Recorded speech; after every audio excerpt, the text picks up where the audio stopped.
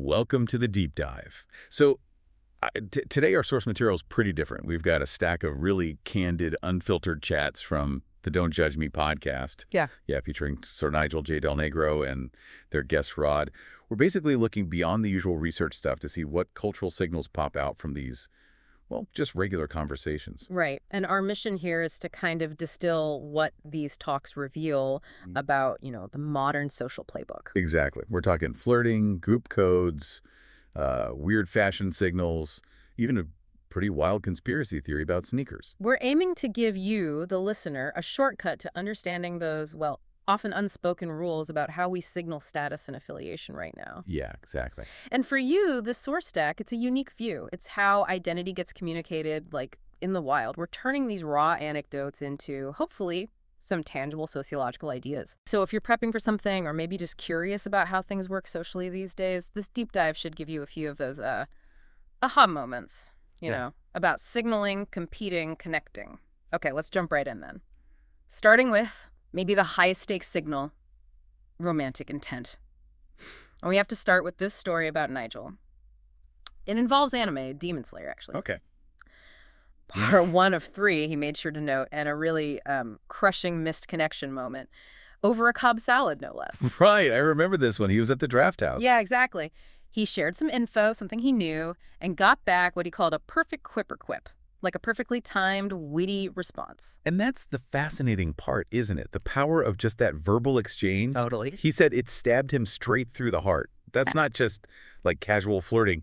It's signaling real cognitive compatibility. Like, I get your humor and I can match it. Right. He saw the spark, the perfect sparring partner mentally. But here's the twist. He didn't pursue her. He didn't after that connection. Nope. Let it drift away. Why?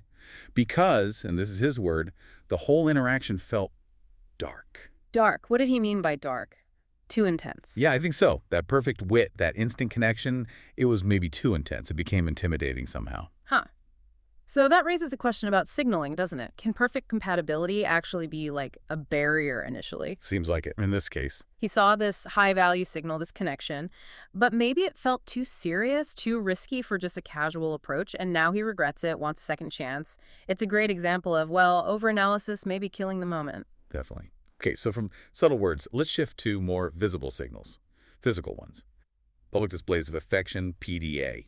This part of the source chat showed some interesting disagreements in observation. Yeah, this started because Nigel saw a couple holding hands, and it caught him off guard. Right, and he shared this specific idea that, okay, couples show PDA, sure, but he felt like he saw just not black couples doing it. Which is a pretty strong statement, right? About maybe internalized norms or just what he happens to notice. Yeah, potentially biased, as you say. And Jay immediately pushed back on that, said no, he does see black couples holding hands. And importantly, that when he's in a relationship with someone he really likes, he holds her hand. So you've got this direct contrast. It really highlights how, personal experience shapes your view of social reality. Exactly. One person sees a lack, the other sees it happening and participates. It shows you there isn't just one rule operating. There are diverse norms all at the same time. It's a perfect little snapshot of friends mapping out social behavior using their own lives as data points. And they ended up putting it to the audience, didn't they? If you hold hands in public, it just underscores how variable these physical signals are. Okay, so variable physical signal. Now let's pivot again. Visual signals, but this time in the dating app world. Specifically, sneakers. Oh, the dirty sneakers. Right. The host spent a while on this, just baffled. Why would you put up a dating profile picture with visibly dirty, trashed sneakers? Especially when you could just crop them out, right? Exactly. It seems like such a basic own goal. Why introduce something unappealing? It should signal low effort, maybe low status. Instant swipe left, you'd think. You'd think. But then Rod throws in this, ultimate counterexample. Ah, yes, the exception that proves the rule. He has this friend, apparently, who consistently lands a woman, as they put it, despite always wearing trash sneakers. Right. Always. So the signal that should be negative isn't working that way for him. Right. Which forced them to synthesize this other concept, Riz. Okay, we should probably define Riz here for everyone listening. Good point. So in this context, Riz isn't just standard charisma. It's defined as this sort of innate magnetic charm. It's so effortless, it just bypasses the usual rules. Like a superpower. Basically, yeah. And their conclusion was, this friend must have such exceptional riz. He's just not playing the same game as most mortal men. So the dirty sneakers, they stop being a red flag. They almost become a signal of something else. Exactly. Maybe high confidence nonconformity. He doesn't need to play the game of looking perfect because his riz is the override. The appearance is just an obstacle he's confident he can clear. It's actually a pretty smart take on modern status signals. That's the core insight, I think. The poor appearance isn't just an accident. Maybe it's almost deliberate.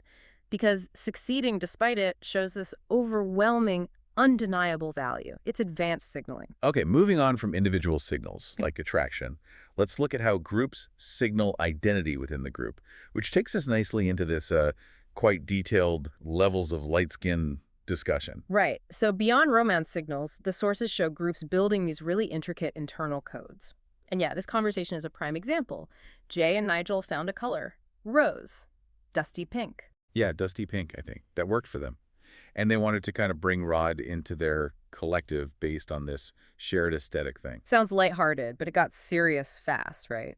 About internal categories. Totally. Rod, who also identifies as light-skinned T with a T, he basically explained how he recognizes different levels within that identity. And what's key here for you, the learner, is that this isn't about broad race categories. This is an internal, in-group system. It's about recognizing shared experience through tiny visual details. Micro-visual cues, yeah. And Rod listed the factors. It's like an algorithm. What were they again? Things like lighter eyes, overall skin fairness, specific hair textures, and this was crucial, the ability or inability to tan in a certain way. Wow. It's a system designed by the group, for the group, mapping out a whole spectrum of shared identity. It really shows how complex self-defined group belonging can be. The level of detail is amazing. Mm-hmm. It's not binary. It's this granular spectrum based on visual cues that probably mean nothing to outsiders. Exactly, which is a perfect lead-in to segment 3, because that internal coding, it moves from identity to consumerism with the sneaker landscape conspiracy. Ah, yes. If you thought dusty pink recognition was specific, wait till you hear Jay's theory about, well, market segmentation via secret meetings. This theory is, it's something else. Jay actually believes there was a secret meeting amongst the YTs. And the location is key, held specifically at a Joann Fabrics. A Joann Fabrics, right. Chosen, presumably, for being completely unrelated to sports or cool stuff. So what was the supposed point of this secret Joann's meeting? According to Jay, it was to introduce niche competition into the sneaker world, to launch new brands that operate totally outside the Adidas status quo. Okay, Joann Fabrics. It's kind of the perfect anti-brand conspiracy location, isn't it? It's so domestic, non-threatening, miles away from, like, sneakerhead culture. Exactly. But let's play devil's advocate for a second. Brands like Hoka, On Brooks, aren't they just about running tech, orthopedics? Isn't it a leap to say it's primarily about signaling affiliation? That's where Jay's theory gets interesting and maybe useful analytically. These brands get status because they aren't Nike or Adidas. Right. They're not trying to be the next big thing for everyone. They leverage being niche. It's anti-branding as branding. A counter signal. Yeah. They're meant to let other specific white people know, basically, we have a place for you. And this place, Jay theorizes, is for the non-athletic but super competitive white people. So you opt out of the main sneaker game, but you create a new game based on, what, perceived tech superiority, exclusivity, being in the know. Precisely. The shoe becomes like a quiet membership badge. You're signaling you're too smart, maybe too niche for the mass market stuff, but you're still very competitive about your choice. It's segmentation through coded affiliation.